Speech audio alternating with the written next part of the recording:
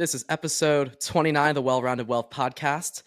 Patrick, it is good to see you, my friend. I feel like I haven't talked to you in about over a week, but how are you doing? I heard you just bought a condo. Congrats. I'm doing well, John. Looking all perky this morning. Thank you. Appreciate I it. am on the opposite side of that, sleep deprived but still alive. So that's a new quote. What is it? Deprived but still alive. Deprived but still alive. There you go. It rhymes. I actually have just gotten to catch up on sleep because the hours for the set, I've been waking up at like 4 a.m., 5 a.m., getting home at like 8 p.m., 8:30 p.m. Yeah. Why don't you give the week everyone was like rough. a very, very, very high level overview of what you've been doing? Since it's top secret. I can do this without getting me in trouble. I've basically just been doing background on a set, and they're shooting a movie, and it just requires a lot of time from the background. So it's 3 weeks long. We just finished the first week, but it's been really, really cool. The set's fantastic. Really, really cool to be a part of, and just all the hard work. This is like, it's an actual set instead of just like being on location or anything like that. So just seeing all the hard work that like the set decorators put in and stuff, and just like understanding how like a big machine for a movie, for like a bigger budget movie than the stuff I've been doing works, has been really cool. And just how they handle having 200 plus background people every day. And I'm trying to kind of understanding like the hard work that it is for the people that are in charge of us, taking care of us, has been really interesting. And just the opportunity to like talk to people, make friends, establish some connections, that happened quick. So the first day was like kind of weird because you don't know anybody. But then when I started to get to know people, it starts to like, you go in and then you just immediately see faces you recognize and like. So then it makes it kind of fun. It's almost like a really hard summer camp. You know that's kind of how I look at it. It's like a 12 to 14 hour day summer camp. Doesn't sound too bad. It's a good old. Did you ever do Camp Thunderbird? I did Camp Harrison, but I've been to Camp Thunderbird for like school stuff. You've been to Camp Harrison. We've been together. Is that the one up in the mountains? Yeah. Okay. Yeah, I remember that. That one was always funny. It was just like, all right, good luck to the camp counselors trying to control all these adolescent kids that are going through puberty and don't want to listen to anyone. Well, that's how I've like kind of looked at the PAs that are in charge of background. Also, when I say background, that means like extras on a movie set, for anyone that doesn't know the lingo, like the people who are like walking behind the camera. He's being but but basically, like the PAs, I kind of not look at as camp counselors, but like that's the kind of stress they have because they're just like in charge of all these people. And there's a lot of them that like they just don't fully get it, not fully with it. And they just ask a lot of questions that don't matter at all in the grand scheme of things. And the PAs kind of like have to like answer them, but they have so much on their plate and I could tell they're stressed. So yeah, it's an interesting dynamic. Is that something you'd still want to do one day? Because I know that's kind of like what your plan was originally going into school, like being a PA. Yeah, on a set like this, I was like thinking about it. I was like, I do think I'd be pretty good at it. Like, I know I'd be on top of my shit, and like there are some really good PAs on set, and like I wouldn't say there's any like bad ones, but there are some that are like lower energy than others, or kind of like not as into it as others. But like the ones that are into it, I'm like, yeah, that's the person I would like want to be like. So I don't know, maybe. I mean, I'll try to get to know them better and kind of. I started talking to one PA who was like in the group with us, like kind of cueing us when to walk and stuff like that. And I was like kind of talking to her, just like how she likes it and stuff like that.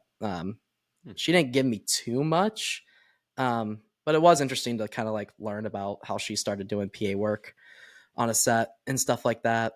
But yeah, it does seem pretty hard. They're always moving. They're always doing something.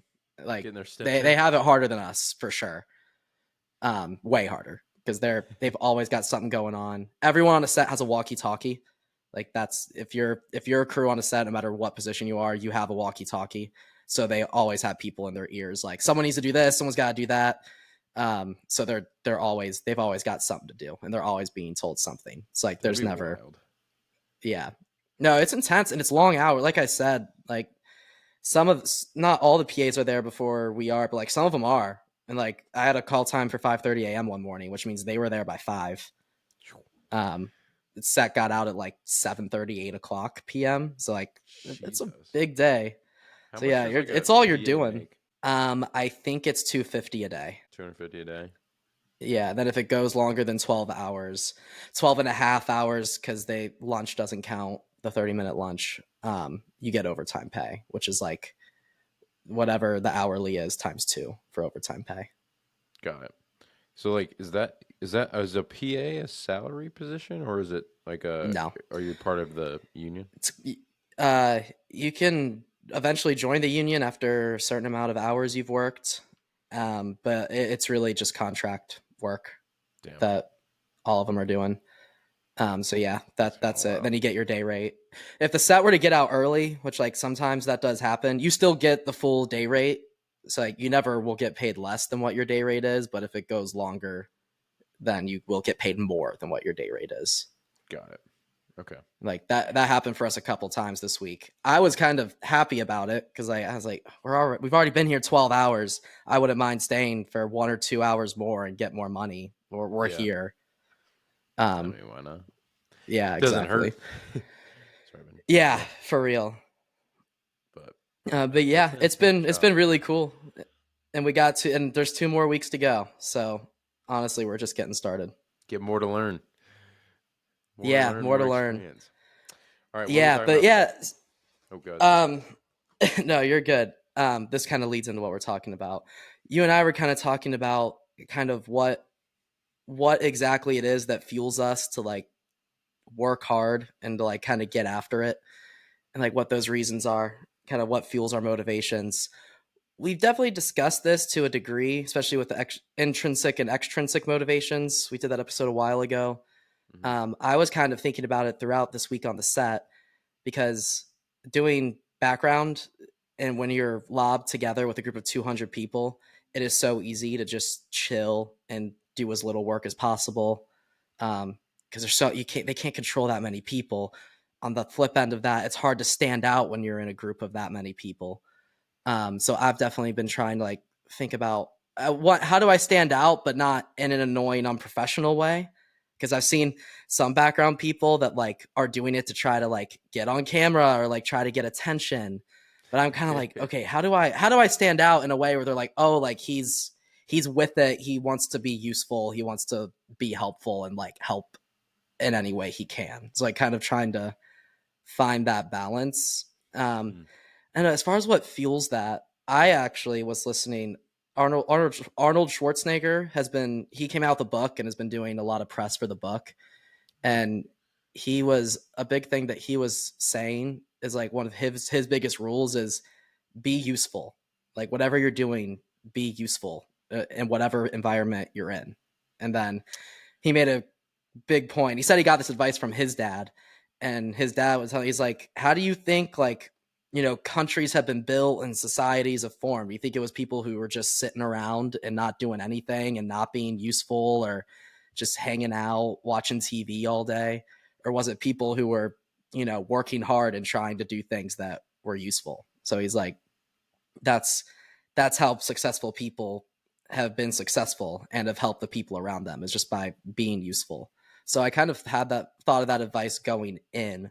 One thing I've kind of like have been learning is that it's also almost helpful to not be useful when you're in the position that I'm in. Like there was one time where like the PAs were like picking up a bunch of like trash off the set and stuff, and I like went up. I was like, "Hey, do you guys need any help?"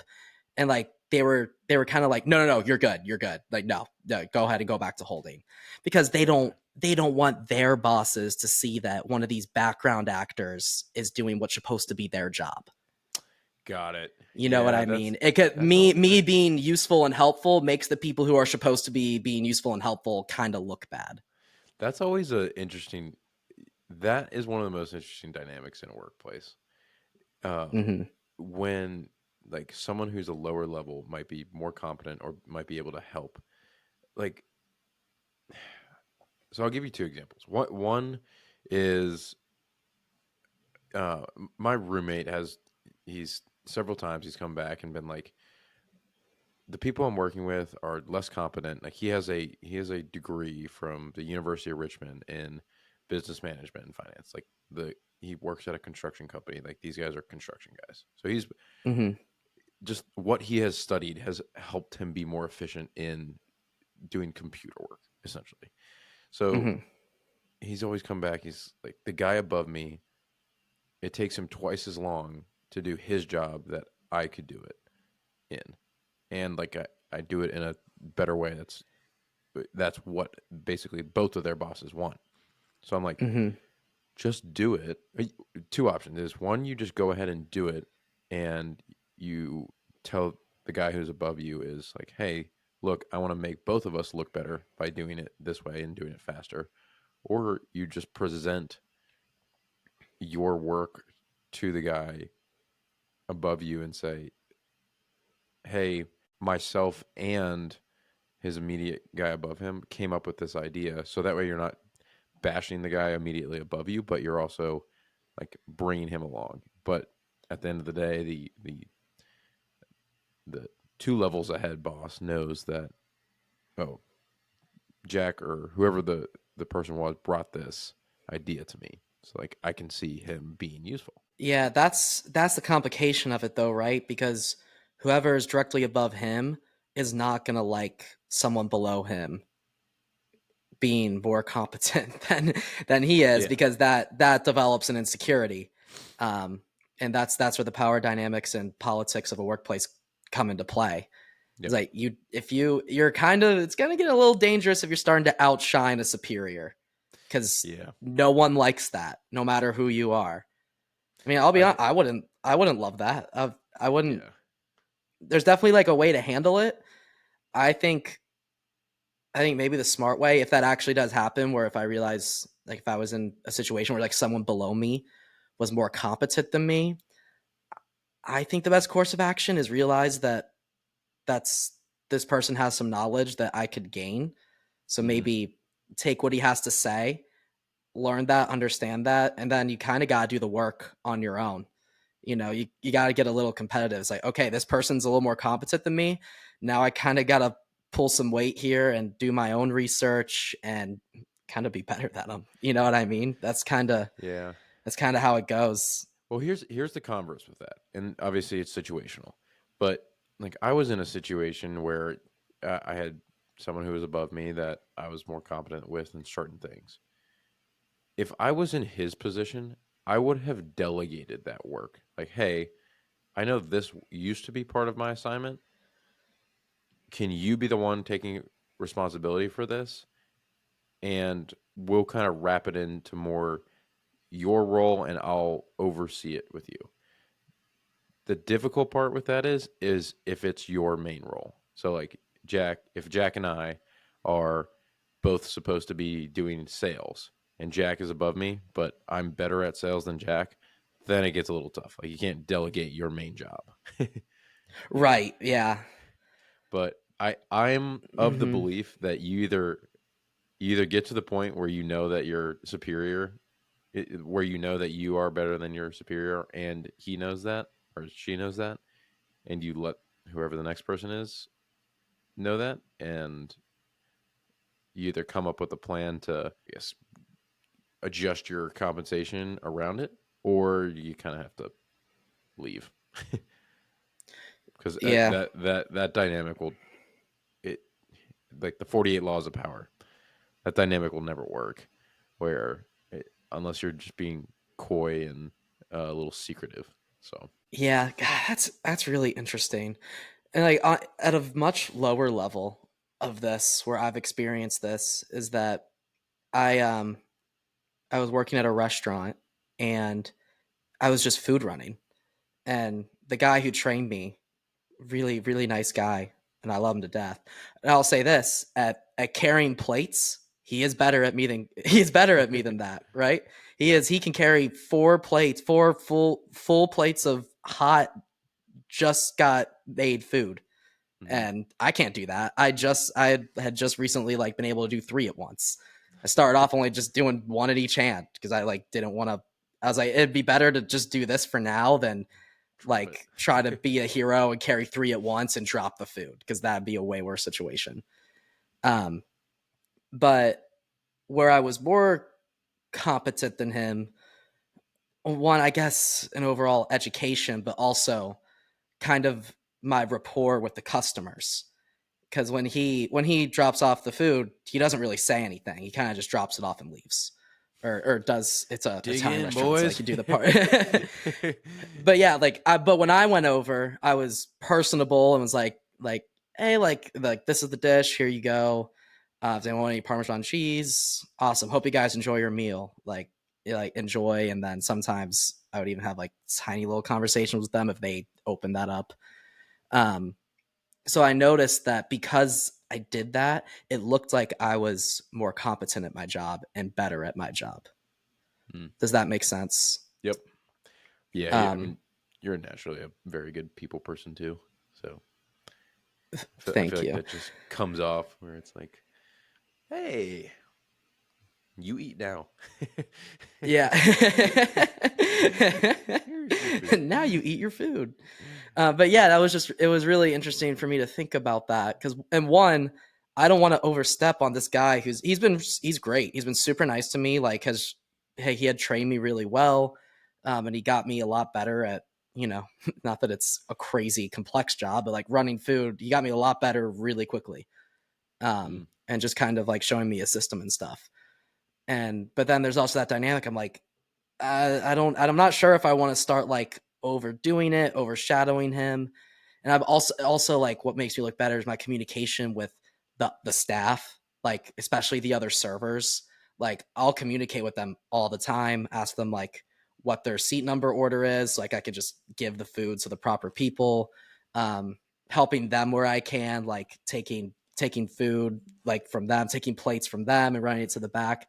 So they all think that I'm killing it. Not like killing it, but they're like, "Oh, like he's on top of it. He's really good." Even though the guy who trained me, he's definitely better than me, but it gives that perception that I'm really good and I'm really with it. And one, because I'm taking time off of their hands. If you're mm. ever taking time off of someone's hands, people are appreciative of that. It's the most valuable resource, man. Definitely Yeah. helps.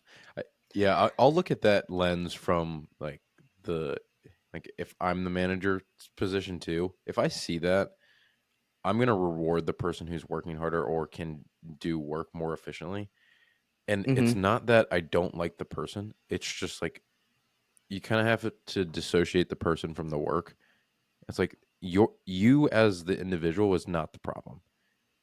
It is the fact that this work needs to be done, and person X is better than person Y at getting it done. Like Yeah. that's the simple facet of it, and we have to. And that is the book From Strength to Strength. That's a really good example of this in this concept of moving from your fluid to crystallized intelligence curve. And the premise of it is as people age and they get older within a specific role in a company, they obviously technology and the speed at which the industry changes outpaces their ability to learn, right? So I see. that's why you see a lot of 50-year-olds, 50 plus people, they move into management positions. And it's not that it's a bad thing that they're not in the nitty gritty. It's the one thing that doesn't change is people. So they've had decades worth of experience with people and not necessarily what the people are working on. So they move to managing the people and giving advice around those sorts of things as opposed to giving advice on, hey, in this certain Excel model or this certain software, Salesforce, do this, XYZ.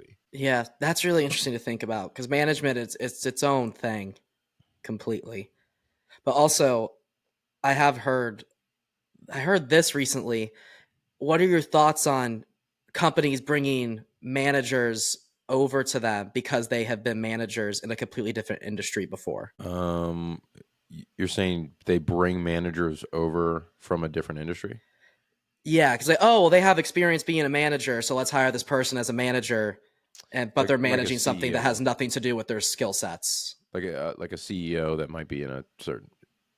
That happens a lot with CEOs, right? Yeah, Like you well, might not take, even necessarily that high, but it could be. yeah, um, yeah. I guess it depends on what scale of manager you're talking. If you're talking super high level, as in trajectory of a business or some type of organization, I think that's Hmm. fine to move it from industry to industry because Okay, or from role to role because it's again at the end of the day you have your certain pillars. I'll just take business for example because I know it well. Like you have your marketing, your division, your sales division, your product division, your customer relations division, all those kind of things. If you take someone who knows how to manage the overarching team of each of those to drive the company forward, that skill I think is transferable from industry to industry. Because at the end of the day, what you need is you need to make sure your people are happy, make sure your customers are happy, and then um, provide a gooder service for more than you spend to provide it, and just make sure that understood. that's transparent to everyone within the organization. Now, if you're breaking it down on a more micro level and looking at, hey, let's just look specifically at a finance manager. I don't want to take someone who's done a marketing management before and put them in a finance manager role. Uh That huh. I would look for more specifics as in, okay, I know you have worked on the finance team before. You have managed people underneath you on the finance team before. And you have driven the results I want to get out of you before. So I will put you in this role. That makes And that's sense. kind of how I think about it. Yeah. Well, then there's also that respect level because if you bring in a manager from like the outside, there will be that interesting dynamic of when that manager first arrives of you don't know what we're doing. We know more about what we're doing than you know about what we're doing. So it's annoying that we have to report to you. You have experience being a manager, but you don't have experience. You don't have any marketing experience. You've never done marketing before. So that's got to be an interesting task to navigate to make that new manager kind of gain that respect and establish that. Yeah, it's certainly a level of competence, but also again, working with people. Because if you take that exact situation, someone who hasn't done marketing and gets put in a marketing manager situation, they would be very naive to go in there and say, marketing team, I know more than you about marketing, and this is the way we're going to do it. Right. Like if I were in that role, all I would be asking is questions. Like I would not say anything for the first probably 2 weeks to a month. I would just be like, how do you do things? What things do you think are stupid that we could improve? Um, like use the people who are in the weeds on these certain things because one that will empower them. It's like, hey, we used your idea. Like great, and then two, it's you get up to speed on what is happening along with being able to implement change based on recommendations from people below you. Yeah, that's great. So it's I see like that. I definitely see that working. so like even taking it on the micro level at the restaurant. It's like, hey, I'm just gonna call this guy Mario, who's the guy that you know you help run food for, or who's not as good talking to customers. It's like, hey man, I know you've been here for a while. Like I've seen you have a lot of experience. What are some things that you think would either help us sell more or sell higher ticket tables or um, like get us bigger tips. And it's like if he were to give you a suggestion, it's like, oh, that's a good idea. Like maybe we'll try it. Now, obviously, if it's stupid, then I'd be like, yeah, I don't know about that, chief. That's oh cool. Thank you for sharing. That's Yeah. it. Then you move on. Yep. Or you just tell him no. You create beef. Yeah. So what for you in those type of situations, what is your fuel that drives you in that environment? Is it competition or is it kind of something else for you to want to excel? Just overarching, or Yeah, yeah. two things that drive me are, one, I never want to get to a situation where like I feel like I could have done more. Mhm. Because from the outside perspective, people can always look like, oh wow, he does so much. But at the end of the day, you know how much you are capable of doing. So I don't want to have to look back and be like, damn, I could have done better on that. And I'll define better as, or I'll define like doing my best work as feeling confident in the product that I've created or the service I've created. Like going to the point where I know that I don't have anything left I could have changed in this, and before presenting it or before showing it to anything, like I'm proud of what I have accomplished. So that's one portion of it, and then I'm still working through this, but it's like for some reason I feel like this pressure of I want to be able to show, like I want to be able to show that doing something that's out of the norm is possible.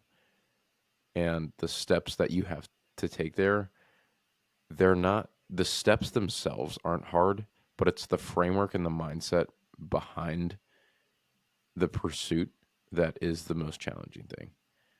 And that's why we talk about this so Mhm. much, is like frameworks and how we're thinking through certain things on this podcast, because there will never be one way to accomplish one certain way to accomplish something. Like you can achieve a goal in a million different ways.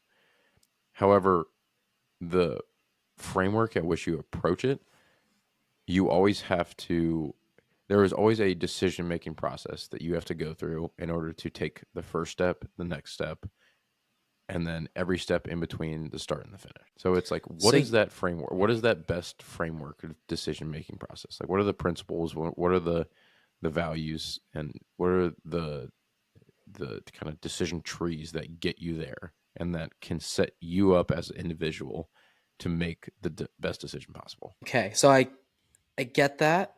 I'm with you. I want to go back to something you said. Okay. You said I want to prove that doing things out of the norm are possible. Why do you want to prove that? That I don't know. I don't see. That's the wrong word too. Because obviously things that I'm trying to achieve have been done before. Um, hmm But I get what you're saying just from knowing you.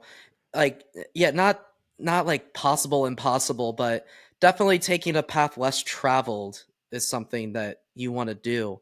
But I guess my question is like, why do you want to do that? Or like, why do you want to prove that that works to kind of take a different approach to your life and do it in a kind of not stereotypical fashion that most of us at our age are going at life right now? yeah, that's actually a great question, because I think that helps me frame what this answer is going to be, and Yeah. it's being able to have agency and conviction in the path you take in life. So like, yes, my goal is probably more like business and monetary focused, and doing it in a certain way that builds relationships and inspires others. But that same, when you say prove, that can mean something very different to someone else. But at the Yeah. end of the day, I just hope whatever that decision is for the other person, they're doing it within their own. They're making their conscious decisions and not relying on what society or peers or anyone else tells them. Which that's kind of how this whole podcast started, is get off autopilot. Like live live the life you want to live, and despite how others react to it. Do you think that some people just want to live on autopilot? I don't think anyone wants to live on autopilot. I think people choose to live on autopilot because they're afraid. One, two things. One, they're so accustomed to comfort within the realm of being on autopilot that they don't want to change, and two, if they take the step to change, they fear that it, it will regress down to them dying, which at the end of the day, that's what fear breaks down to is just take the job, for example. Like if I switch jobs or I go out on my own, I could fail or I could get fired. If I get fired, I could be homeless. If I'm homeless, I could be starving and then I'll die. Yeah, I mean, I definitely have that fear. I don't maybe subconsciously I take it that far to survival instinct and like I could die, but it's more just the idea of the stress that comes with being in a place like that that is kind of my, I guess, fear. I mean, I guess it does dig down to the basics, you know. For me it's my the end game of that, it doesn't go all the way to like becoming homeless and dying. It kind of, my brain stops at not being able to pay my bills and what the repercussions of that would be, which I guess could lead to what you're saying. Yeah, But maybe that's that's just my very brain, like subconscious. not. Yeah, it's probably extremely subconscious. My consciousness stops at not being able to pay bills and what's like, and I guess it. I don't even want to think about what would happen if I ever got to that situation. But like that's kind of the red line. I'm like, I know I can't cross. Like Yeah, if I'm getting to that place, I'm in serious trouble. But then I don't think about what goes on after that. I'm just kind of like never get to that point because a lot of more problems will pop up. yeah, and look, I'm not saying either choice is bad or you Hmm. shouldn't do or you should do something. It is I want to make sure people are choosing what what decision that is. So I kind of look at it on a curve, right?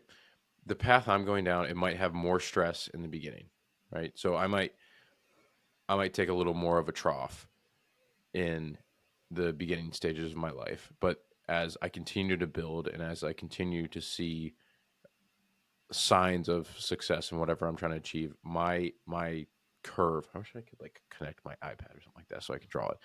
But my curve of what I'll put on like success or being proud of um, the usefulness or productivity that I've produced continues to go up later in life. Whereas I think if you choose the more stable path, which again, nothing wrong with it, is your stress level compared to like your perceived your perceived level of usefulness or productivity is going to stay a lot flatter, right? So Hmm. you'll have I'll take someone who's in the corporate job.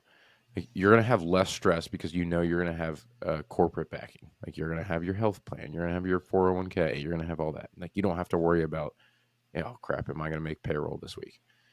Hmm. But everyone has that idea in the back of their head. It's like, oh, what if I were able to create something, or what if I did something differently?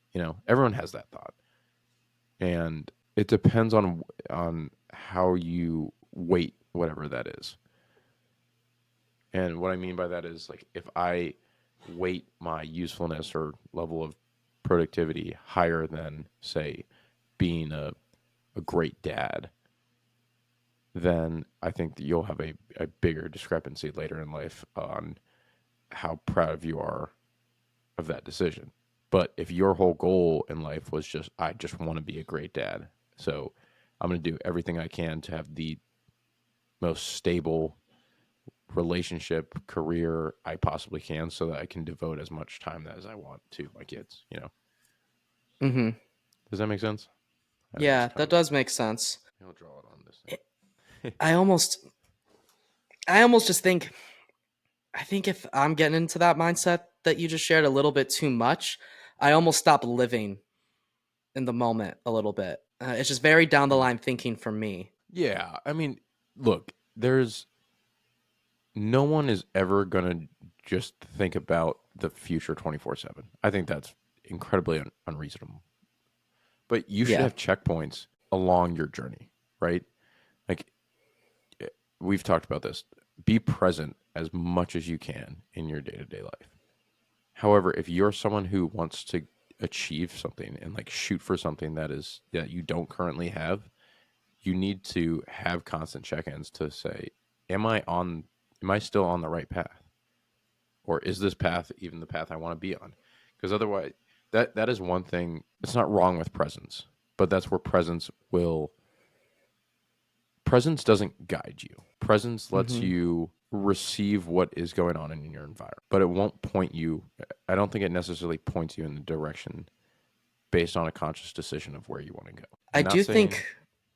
yeah, Go good, ahead. good, I think presence.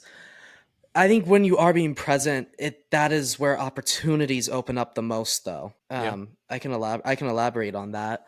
If you're, especially when communicating with other people, if you're very present in the moment and you're not thinking about what can I gain out of interactions down the line and things like that, and you're kind of just being there, I think that's where connections form. That's where opportunities develop. Um, the most. I had a moment. There was a background woman. She's much older. She's a mother and has kids close to my age. I wasn't even thinking about any opportunities, any career advantages. I was just talking um, and things like that, and just kind of being a little social. And then I could tell that she was really hot and sweaty, so I went to the PA and I was like, "Hey, I think she could maybe use some water or something. She might need a breather." And then she realized, she asked if I said something, and I was like, I might have, and she was really grateful because she didn't want to say anything, but she was suffering. And then all of a sudden she's like, hey, let me get your contact info. If you're interested in acting, I know this group of people who like they do these research that's like for chiropractors in training, and they have like training modules and case studies, and they hire actors mm, to do this, and it pays really really well. So all of a sudden an opportunity popped up just because yeah, I was just being present and just trying to get to know people. Um, and I think that's been really powerful for me. And I'm really bad. Sometimes I'm really bad at it.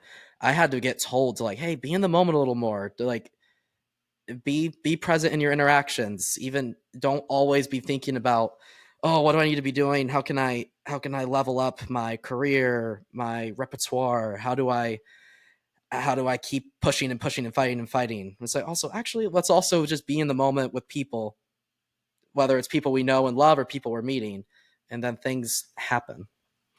yeah. And I think I'll break that because I agree to an extent, but I think I'll break it down. I think being present opens you up to connection. Uh huh. And I think the connections is what can lead to opportunity. Because like I could connect with that same person, but if she asked me if I want to do the chiropractor or acting thing, I'd probably say no, just Yeah. because that's not the direction I want to go in. So Right. like you need, it's not one or the other. It's a dichotomy that you have to manage, right? And That's true. That is very true. I would say that presence, if you're looking at it over like the span of a lifetime, or even just take the span of a month, right? I would say maybe 4 days out of the month you're looking into the future. The other 27 of it or 26 of it you're in the present, like focusing on connecting with people or connecting with the task at hand. Yeah. I It's true. If you're always present and never planning ahead, never focusing on like long-term goals, things aren't exactly going to work out. And I have seen that issue with people and some friends where they're too present.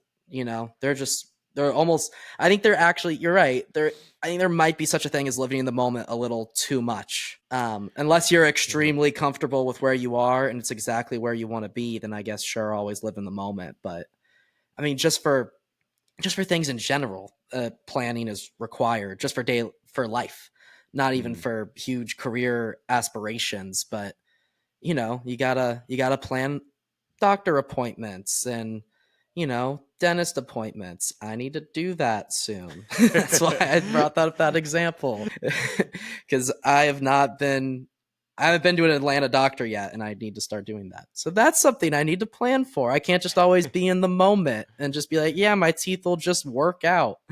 So Just walk you know by the doctor's office and stop in.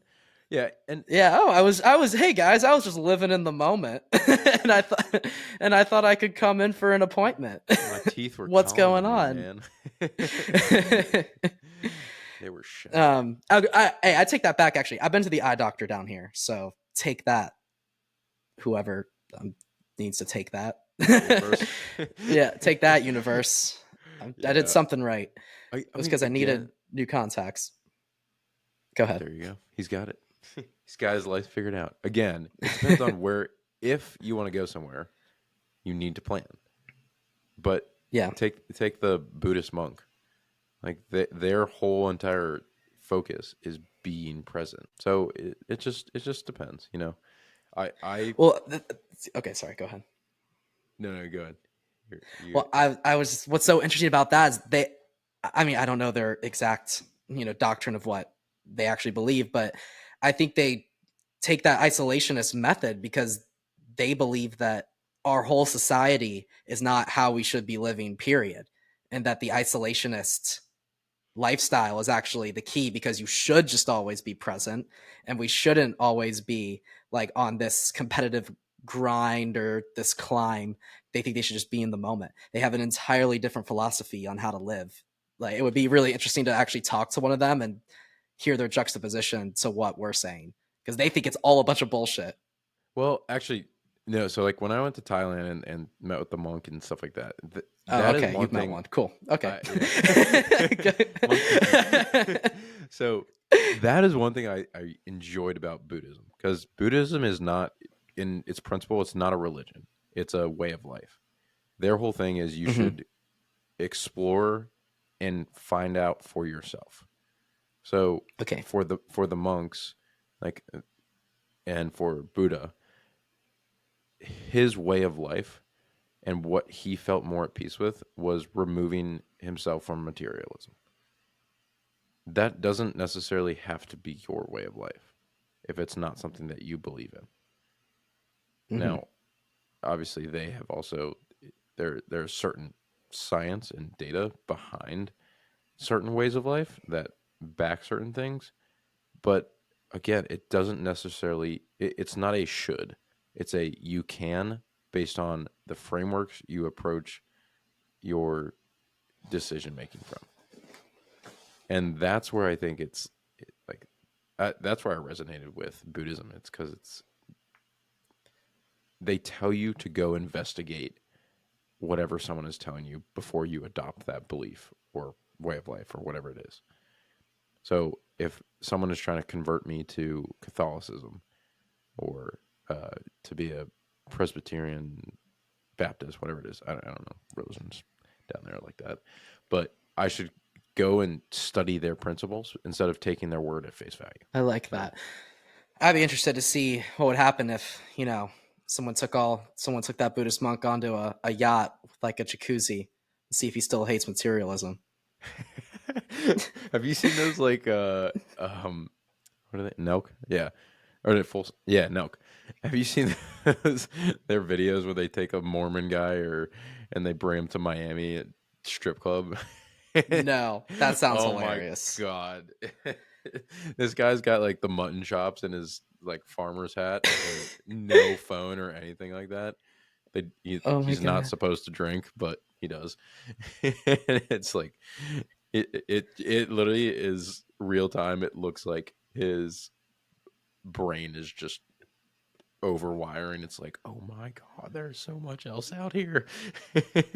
Instead of That's sheep wild. farming and So he did he love it? Was he like this is awesome or was he kind of uncomfortable with oh, all he was that quick uncomfortable exposure? because that Yeah, goes I'm sure. directly against their way of life. It's like don't drink, monogamy, it's like eat off the land, work from sunrise to sunset. Wait, who's the which one is like has polygamy as a way of life? Was that an early form of Mormonism? Is that how you say that? I don't know. I know Let me. polygamy was a thing in some sort of like Western state in like I don't know 1800s. I thought maybe the origins of Mormonism. I really hope Mormonism is the correct word for that, but Uh, Mormonism. that doesn't sound right coming off the tongue. but I don't know what else you would call it. No, Mormons are not polyamorous. Were they ever? Uh, I don't know. As as early as 1890, practice of polygamy came to an end. Oh, maybe it was. Maybe way back in Yeah, the. I think in its origins it was, and then Okay. I'm guessing that stopped Well, I because think the a internet lot of just told you it religions are did. like that. Like back in the day. I mean, even Yeah, wonder why. So the why? thought leaders in charge of that religion were like, actually, I should have a ton of wives. Yeah, exactly. I think I should actually be married to as many women as possible. And it's all because of glory to God. Just you guys just gotta Oh, trust me on this one. I love having Actually, him. yeah. Oh, you're married to this woman? I don't think God wants that. I'll be right back. You come with me, wife.